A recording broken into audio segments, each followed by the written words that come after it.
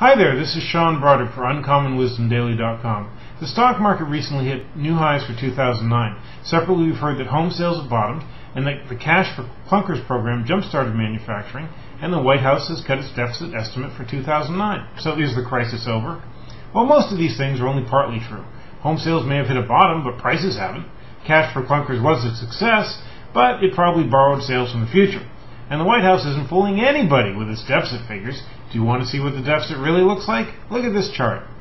You can see that America is still going deeper and deeper into the hole. And considering that recent bank failures have wiped out the FDIC fund for such emergencies, and we're probably going to see between 150 and 300 more bank failures over the next year, that alone will be enough to send Uncle Sam much deeper into the red. So am I bearish on stocks? No, not in the short term.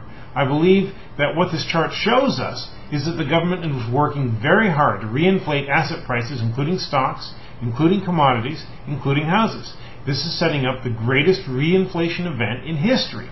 In short, the government is bound and determined to give us another asset bubble, maybe multiple asset bubbles. They will stop at nothing to achieve this goal, even if it means trashing the US dollar, which I believe is going to happen, even if it means buying US treasuries by the billions when foreigners refuse to step up, as China is starting to do now. It means that Cash for Clunkers was only the beginning. They also have cash for new home buyers. Soon we'll have cash for refrigerators, and then we'll have cash for all home buyers.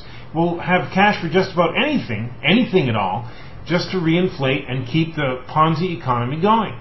You have to forget the old rules. The government isn't about fiscal responsibility. Everything that the people in Washington and on Wall Street hold dear is at stake, and what they hold dear above all is power. The economy is about making things, but power is about who gets to skim money off of what they haven't earned. So they can't quit, because if they stop trying to reinflate, they lose. They have no choice but to follow this path wherever it leads. And this brings me to my predictions for the next few months. The stock market will go higher, probably at least into November. The dollars are on a slippery slope. They'll use lip service to talk it higher while doing nothing to really actually support it. And this will be very good for hard assets.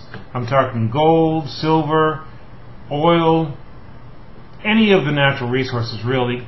Not all of them at the same time, but you'll see them generally move up. And also the stocks that are leveraged to natural resources. Things could work out differently. I mean, an external event could turn things around rather quickly. But for now, I recommend buying the dips, especially in natural resources. This is Brodrick for UncommonWisdomDaily.com. Thanks for watching.